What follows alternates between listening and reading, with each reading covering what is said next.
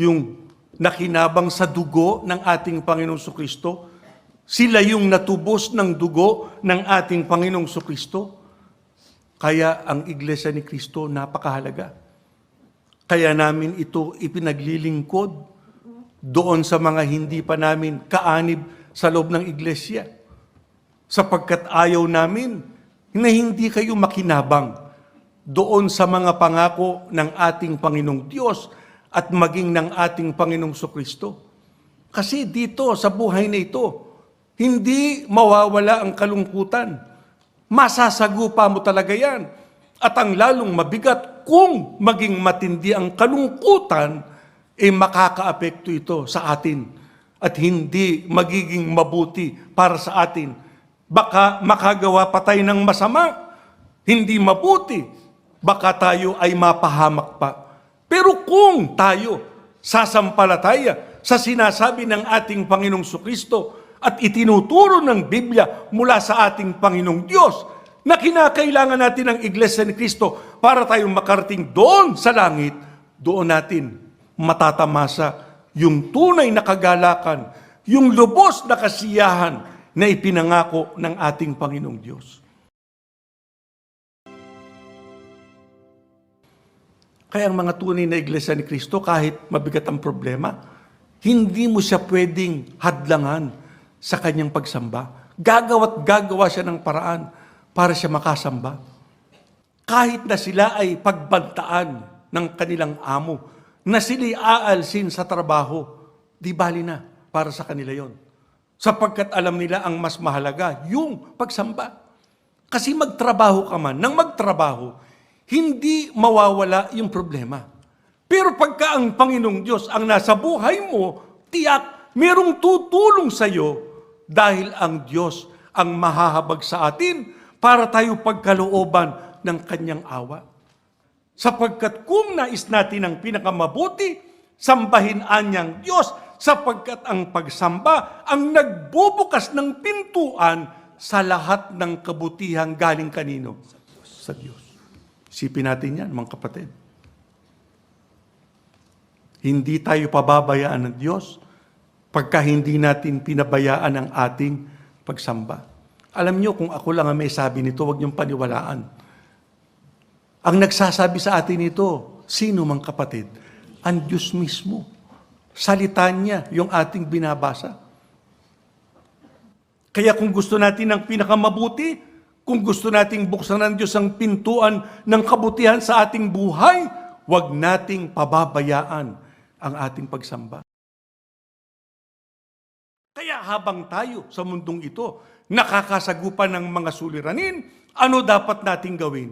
Sa Diyos natin iukol yung lahat-anya ng ating mga iniisip na nagpapabigat sa ating buhay. Bayaan nating iwan natin yun sa Panginoong Diyos, sapagkat tayo ay mahalaga sa Kanya. Magkaroon man tayo ng mga ligalig sa buhay na ito, maging masakit man ang ating kalooban sa buhay na ito, ngunit dahil sa Kanyang kahabagan, gagawin niyang tama ang lahat ng bagay para tayo makapagtaguyod ng payapa sa ating ginagawang sagutin sa Kanya.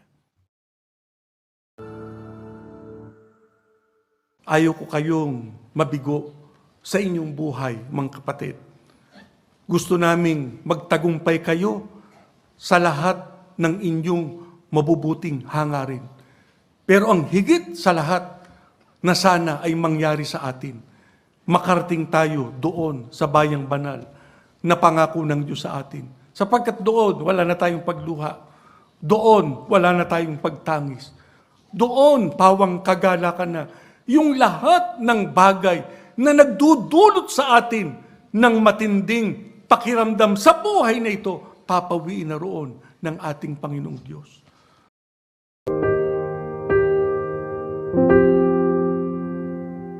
Ang sabi sa atin ng Biblia, magbantay tayo na hindi nahahadlangan yung ating mga sagutin sa ating Panginoong Diyos. Kinakailangan itinataguyod natin patuloy yung ating pagsampalataya doon sa mga itinuro sa atin. Hindi tayo lumalabag sa mga kalooban ng ating Panginoong Diyos na kinakailangan nating sundin. Kinakailangan tayong maging matapang. Kinakailangan tayong manatiling matatag para mamalagi yung ating kaugnayan sa ating Panginoong Diyos. Sa makatwidang mga tunay na hinirang ng ating Panginoong Diyos, kailangang nakafocus para talunin natin itong ating kaaway na si Satanas. Kaya dapat ang Iglesia ni Cristo mapagpigil, kinakailangang mahinahon, kailangang matibay, kinakailangang nakaugat, kinakailangang nananatili, kinakailangang malakas, kinakailangang hindi nakikilos, determinado, matapang, matatag sa pananampalataya, para nang sa ganon, madaig natin itong ating kaaway. Kaya huwag tayong papayag, mga kapatid, na tayo ay manghihina sa ating pananampalataya. Kasi yun ang gagamitin natin para tayo makapanaig dito sa ating kaaway na talagang gustong gumawa ng pinsala sa ating pananampalataya. Alam na natin ang taktika ng dyablo. Ang isa, babalik ta rin niya kung ano yung aral na itinuturo ng ating Panginoong Diyos. Yung ating tinanggap na aral mula sa ating Panginoong Diyos, yun ang ating panghawakan. Huwag tayong bibitiw sa pagsunod doon sa aral na yun, sapagkat yun ang maghahatid sa atin tungo sa ating kaligtasan. Alam nyo, ang ating panahon ngayon, ang problema natin kagutom, tungkol din sa pagkain. Kinakailangan pala aware tayo na maaaring ito ay gamitin din sa atin ni Satanas, katulad ng ginawa niya sa ating Panginoong Kristo pagka tayo nagugutom para natin labagin yung kalooban ng ating Panginoong Diyos. Hindi tayo dapat pumayag. Dapat mamalagi tayong nanghahawak doon sa mga katotohanang itinuro sa atin ng ating Panginoong Diyos. Ano dahilan? Yun ang hindi natin ikapapahamak. Yun ang ikatitiyak natin ng pagkaligtas sa araw po ng paghuhukom. Pagka nilabanan natin ang dyablo sa ating panahon, lalayuan din tayo noon. Tatakas din yun palayo sa atin. Kaya mga kapatid, manindigan tayo sa aral, panghawakan natin yung mga katotohanang itinuro sa atin ng ating Panginoong Diyos, nakatitiyak tayo, makararating tayo sa pangakong kaligtasan. Ang sabi ng Biblia, lagi mo anyang alalahanin, pero hindi aalalahanin lang, kundi ano pa raw? Sundin yung tunay na mensahe ng ating Panginoong Diyos. Tanong, yung bang mensaheng tinanggap natin mula sa Diyos, yun nga ang tunay na mensahe? Opo. Bakit? Sino nagturo sa atin? Sugo ng Diyos. Ipanghawakan natin yung mga aral na yon na itinuro sa atin ng sugo. Kaya yung pagsamba, hindi natin dapat pinababayaan sapagkat dito natin tinatanggap yung mga dalisay na aral ng ating Panginoong Diyos na yun ang kailangan natin para maging pananggalang natin laban dito sa ating kaaway. Tiyak magwawagi tayo pagka pinanghawakan natin yung mga salita ng Diyos na itinuturo po sa atin. Huwag nating baliwalain, mga kapatid, ang ating pagsamba. At pagka tayo nasa pagsamba, unawain nating mabuti yung mga itinuturo sa atin sapagkat yan ang ating sandata laban sa ating kaaway. Napakahalaga rin yung pananalangin. Ang pananalangin kasi, mga kapatid, hindi lang sandata, depensa rin natin laban sa ating kaaway. Kaya lang tayo tumatatag, kaya lang tayo tumitibay pagka tayo laging merong kaugnayan sa ating Panginoong Diyos. Mahalin natin ang ating pagka-Iglesia ni Cristo. Pagbutihin natin ang ating pong mga paglilingkod sa Kanya.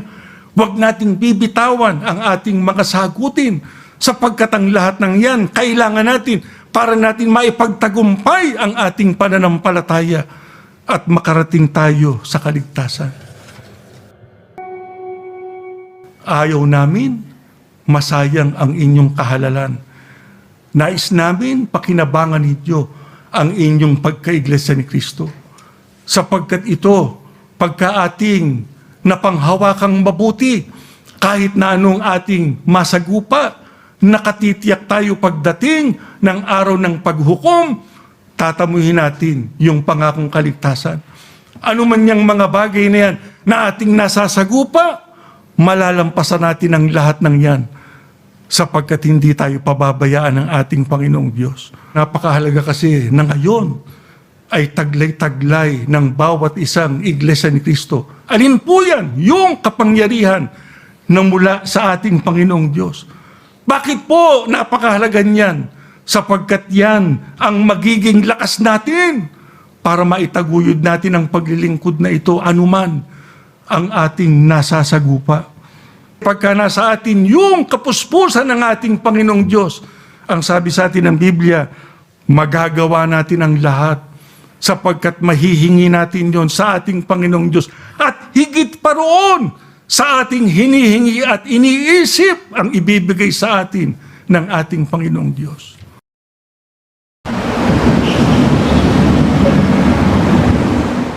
Maraming mabibigat na suliranin ang nararanasan ng mga tao. Pero ang mga tunay na tao ng ating Panginoong Diyos, ang kanilang kublihan ang Panginoon. Sa Panginoon sila kumukuha ng kanilang kalakasan. Yun ang ating sinasampalatayanan. Hindi ka magkukulang ng mga mabubuting bagay na iyong kailangan. Kailan? Pagka ang Diyos ay pinagtiwalaan mo. Bakit? Sapagkat ang Diyos ang magbibigay sa iyo ng lahat ng iyong kailangan. Kaya yung pagpapalakas ng Diyos, mga kapatid, dapat ito ay ating hangarin sa ating buhay. Huwag kayong papayag na hindi ninyo matamo yung kalakasan na mula sa ating Panginoong Diyos. Ang sabi ng Biblia, magagalak yung ating puso pagka nagsihanap tayo sa ating Panginoong Diyos. Yan ang lunas sa problema. Pagka nagkakaroon ka ng kalungkutan dahil sa suliranin, pagka mabigat ang dalahin ng buhay, gusto mong maibsan, kailangan mo yung kagalakang mula sa ating Panginoong Diyos. Pero paano po matatamo yun? Hanapin natin siya at yung kalakasan na nagmumula sa ating Panginoong Diyos. Sana, huwag nating mapabayaan ang ating pagsamba. Lagi nating mapagtalagahan. Sapagkat dito natin matatamo, hindi lamang ang pagtulong ng Diyos, kundi ang kanyang pag-alalay sa atin. Sa ganitong pagsamba, dito natin mararanasan ang kanyang kapangyarihan, ang kanyang pagpapalakas. Walang dahilan para tayo mag-alinlangan. Walang dahilan para tayo manghina. Walang dahilan para hindi natin maipagtagumpay ang ating pagkaiglesia ni Cristo sapagkat noon pa man buo na ang kanyang pangako sa atin. Magtiwala tayo sa Diyos. Manghawak tayo sa Kanya. Huwag tayong papayag na hindi natin nagagawa yung ating mga paglilingkod sa Kanya. Pagtalagahan natin ang ating mga pagsamba para nang sa ganon yung kalakasang ibinibigay niya sa pagsamba. Laging mataglay ng bawat isa sa atin. Alam nyo, doon natin ipukulang ating paningin. Doon sa pagtulong ng ating Panginoong Diyos na Kanyang ipinangako. Hindi kasi tayo mabibigo pagka ang Diyos ay nangako sa bawat isa sa atin. Ano man ang ating masagupa, huwag tayong bibitiw doon sa mga kautusan ng Diyos. Hawakan natin yun. Dapat sundin natin yung mga aral at utos ng Diyos kahit na ano pa ang ating nasasagupa. Ito ang ating maging panuntunan sa ating buhay. Tandaan natin na ang ating Panginoong Diyos laging nariyan. Siya ang magpapalakas sa bawat isa sa atin. Lapitan natin ang Diyos. Sa Kanya natin idaing ang ating suliranin. Sapagkat nangako siya ang magbibigay sa atin ng kalakasang kailangan natin. Siyang aalalay, tutulong sa atin para tayong makalampas sa lahat ng yan. Siya ang gagawa ng hakbang, ng paraan para malunasan ang ating mabibigat na dalahin.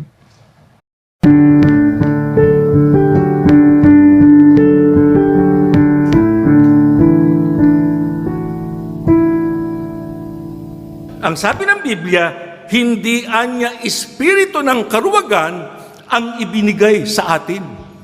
Ang sabi sa atin ng mga apostol, ang nais ng ating Panginoong Diyos, paglingkuran natin siya ng may ano raw? Katapangan. Yun. Kaya ang sabi sa atin ng ating Panginoong Kristo, magpakatapang tayo, magpakatotoo tayo. Nakakasagupa kayo ng iba't ibang uri ng mga suliranin sa buhay na ito. May kinakailangan magala kayo. Sapagkat tapos na ang kwento. Talo na natin ang ating kaaway, mga kapatid. Wala nang dahilan para tayo ay maging duwag. Sapagkat tapos na ang laban. Ang kailangan lang sa atin para tayong makarating sa hangganan, magpakatapang tayo sa atin pong pagkaiglesia ni Kristo. Kaya kung meron tayong dapat katakutan, yung mapahamak tayo sa araw ng paghuhukom. Pero para hindi tayo makarating doon na tayong mapapahamak sa araw na yon, ano kinakailangan sa atin, mga kapatid? Katapangan. Hindi mahirap na tayo ay magkaroon ng katapangan. Kasi kanino manggagaling ang katapangan? Sa Diyos. Nakita ba nyo ang katangian ng lingkod ng Diyos na ipagsasanggalang niya? Mahahayag sa Kanya yung kapangyarihan ng ating Panginoong Diyos. Anong ginagawa niya, mga kapatid? Sumasamba. Oo. Doon manggagaling ang katapangan.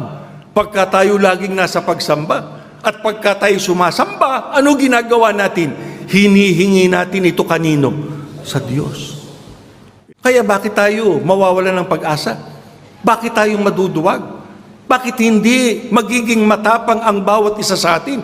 Gagawin ng Diyos yung kanyang pangako. Ang kailangan lang sa atin, manalig. Gawin natin yung ipinagagawa sa atin. Taglayin yung katapangang nagmumula sa Kanya para ang lahat ng bagay na masasagupan natin, malampasan natin, sapagkat hindi niya tayo pababayaan. Mga kapatid, walang dahilan para tayo maduwag. Marami ang dahilan para tayo magpakatapang. Hindi tayo pababayaan ng Diyos. Pinatunayan na sa mga unang lingkod ng ating Panginoong Diyos yung pagtulong ng ating Panginoong Diyos. Kaya nga dapat matapang tayo sa pagsunod sa mga aral at utos ng ating Panginoong Diyos. Ang ating karuwagan dapat nandoon sa paglabag.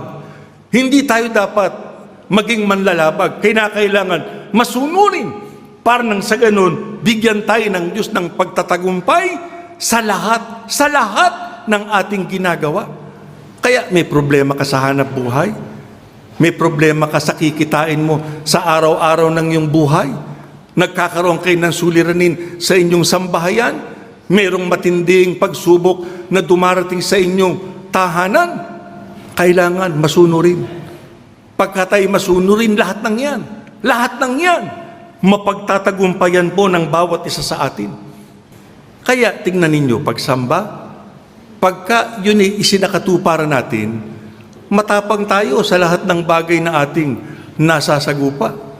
Kasi sa pagsamba, anong ating nararanasan dito? Yung kapangyarihan. Ano ba yung kapangyarihan, mga kapatid? Yan ang nagpapalakas sa atin, di ba? Yan ang nagpapatapang sa atin. Kasi talagang iba na ang sitwasyon ng mundo na ating kinalalagyan ngayon. Hindi na po pangkaraniwan ang mga masasagupan natin. Pero para tayo makalampas sa lahat ng yan, kinakailangan natin ng katapangan. Kinakailangan natin ng pananampalataya.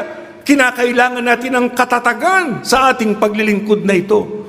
Mga kapatid, hindi tayo lugi, hindi tayo kawawa, sapagkat ang naghihintay sa atin yung dakilang gantimpala na inilalaan ng Diyos para sa atin. Yan nga po ang kaligtasan sa araw ng paghukom.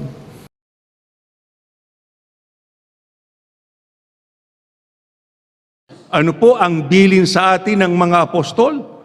Ang sabi sa atin, anumang bagay anya ang mangyari, dapat anya kayong magpatuloy sa pamumuhay para sa ating Panginoong Kristo.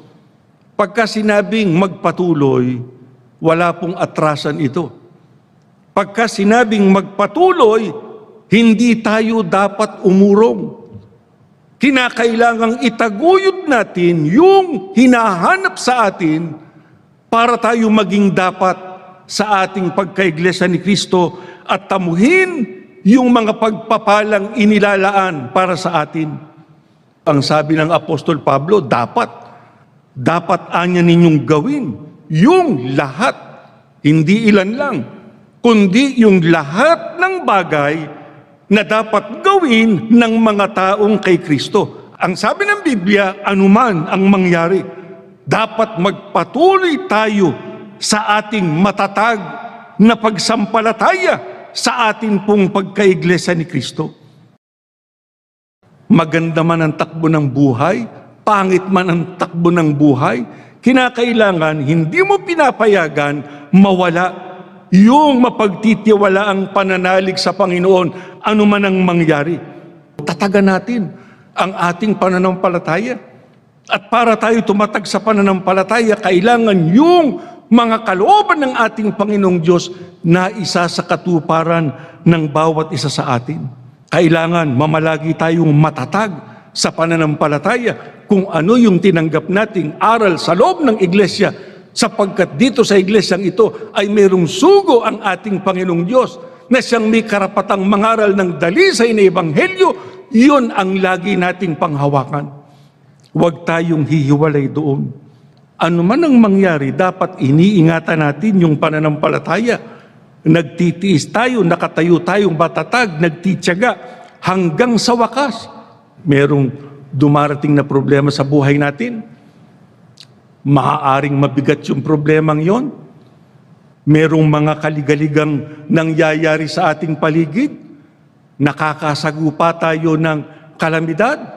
Huwag tayong papayag na bakbak tayo sa ating pananampalataya. Huwag tayong papayag, manghina tayo sa ating pananampalataya.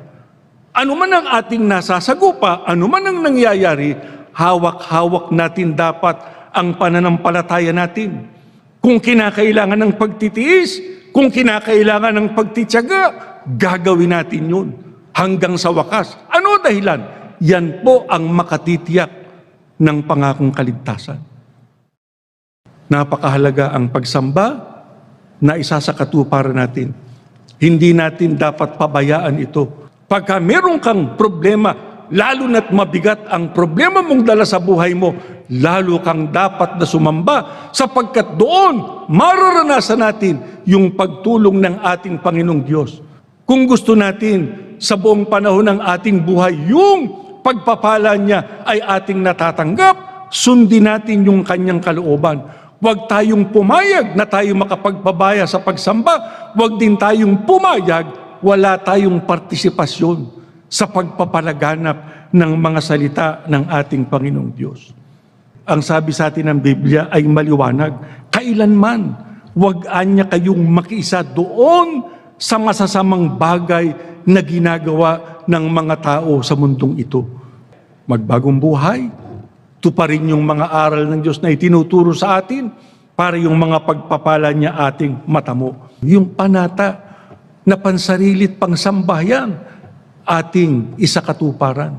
Ano man ang mangyari, pagka ikaw laging nananalangin, anong sinasabi sa atin ng ating Panginoong Kristo? Makalalampas ka sa lahat ng iyong nasasagupa. Kung natutupad natin ang mga kalooban ng Diyos na dapat nating gawin, hindi natin napababayaan ang ating mga sagutin sa Kanya, kahit gaano pa katindi ang mga problemang yan, malalampasan natin sapagkat tutulungan tayo ng Diyos. Hindi niya tayo bibitawan. Anong dapat nating ipagmakaawa sa Diyos para natin malampasan ang lahat ng mga suliranin? Makarating tayo sa hangganan, anuman ang ating masagupa. Huwag tayong makapagpabaya sa ating tungkulin, kundi sa lahat ng panahon, sa lahat ng pagkakataon, mapuno tayo ng katapangan. Parang sa ganon yung mga inaasahan sa atin na itinuturo sa atin ng Biblia, maisakatuparan natin sa mabuhay man tayo o sa mamatay, anuman ang ating masagupa para tanggapin natin ang mga pangako ng Diyos.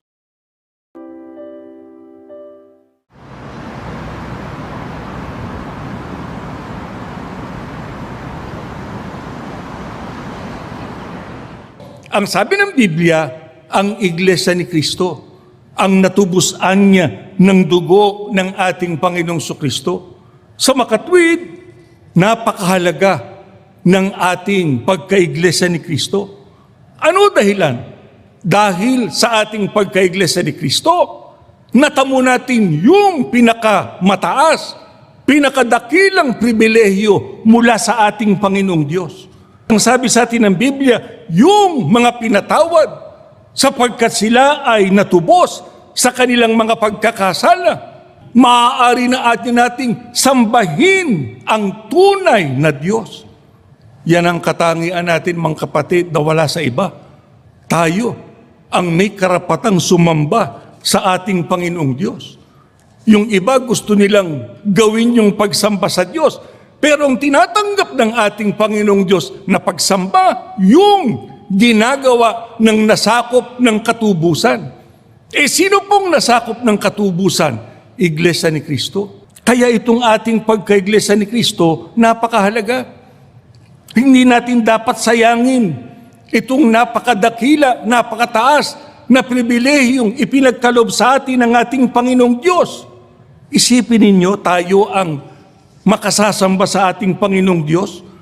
Tayo ang nagtamo ng kanyang dakilang pag-ibig. Tayo pong napatawad sa ating mga pagkakasala, kaya tayo ang maliligtas sa araw ng paghukom. Nasa atin yung mapagmahal na kagandahang loob ng ating Panginoong Diyos na napakasagana. Kaya tayo ang may karapatan sa pagtatamo noong kaluwalhatian ng ating Panginoong Diyos.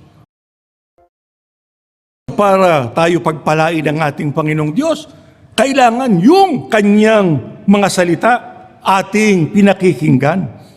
Yan ang kailangan ng tao ngayon patnubay ng ating Panginoong Diyos, yung karunungan na nagmumula sa Kanya. Para nang sa ganun makalampas tayo sa lahat ng uri ng suliranin na ating nasasagupa. Tanong mga kapatid, saan natin tinatanggap yung karunungan ng Diyos na yun? Saan? Sa pagsamba. Pagka tayo sumasamba. Kaya sa atin, napakahalaga ng ganitong pagsamba. Kaya nga tayo hindi tumitigil sa pagpapatayo ng mga gusaling sambahan. Mga kapatid, kung gusto natin na makalampas tayo sa lahat ng problema, magagawa yun. Hindi imposible yun. Kasi kung titignan natin ang kabuuan ng iglesia, nagagawa yun. Iglesia tayo ni Kristo. Dapat mangyari din sa atin yun.